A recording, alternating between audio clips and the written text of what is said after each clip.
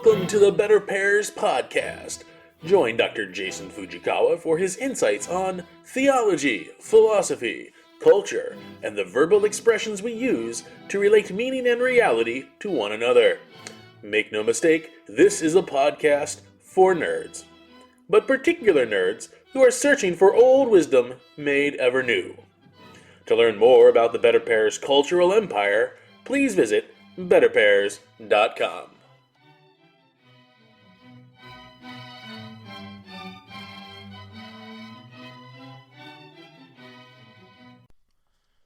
Episode 6. Community. We desire communion. We desire community. We find undesirable the task of defining what we mean by communion or community.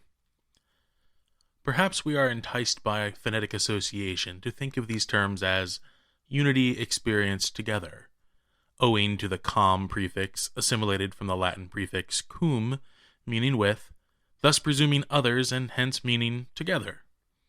The problem with this understanding is that pesky second letter M in both communion and community. Assimilation usually is the change the morpheme of the prefix or preposition to the verbal root in order to sound better according to a language's oral palate. Unlike abbreviation, which itself is not abbreviated, assimilation bears with itself its meaning, since we do not, or at least no longer say, odd assimilation. The D in odd has assimilated benevolently for our ears into an S. Returning to community and communion, the second consonant M lingers on, or rather, appears to our puzzlement.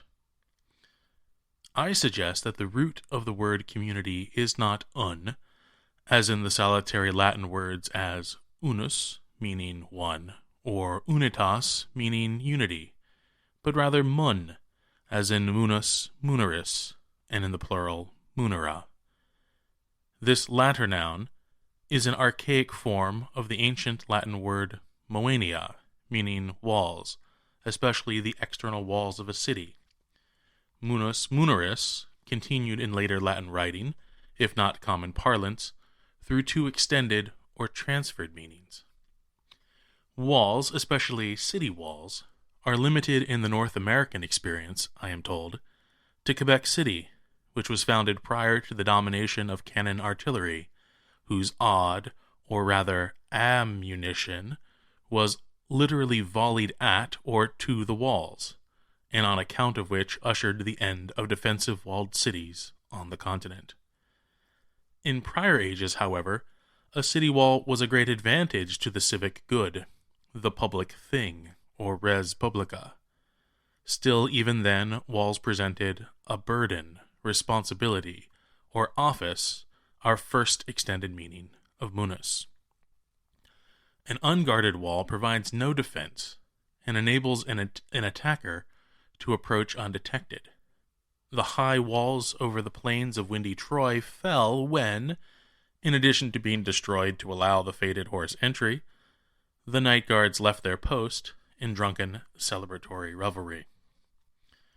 City walls offer defense when they themselves are defended by those responsible for the public good. This good, common to all in the city, introduces the second and final extended meaning of munus, that is, as gift or benefit. Aristotle remarks in his first book of his Politics that the city, and here distinct from villages by those very walls, is the place where the perfection of man is possible, and that he who founds a city is the greatest benefactor of his people, one who is truly munificent. Munera, then, are the walls, the means by which the community comes into being as such, the responsibility or office that burdens those seeking the community's perdurance, and the good, diffused and common to many, which incites the response to service. Community and communion are weightier, earthier words than most realize. More than mere fraternity, conviviality, or social bonds unfettered to people and place, community is grounded in duty to seemingly topographical and tribal coincidence, yet also enduring and condign consequence.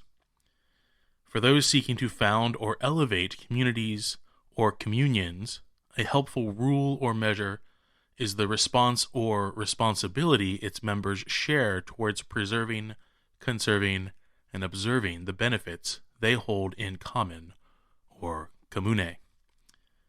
A community of solely takers, of negligent officers, of taciturn watchmen is not long-lasting in this life, and abhorrent in this respect to the life to come.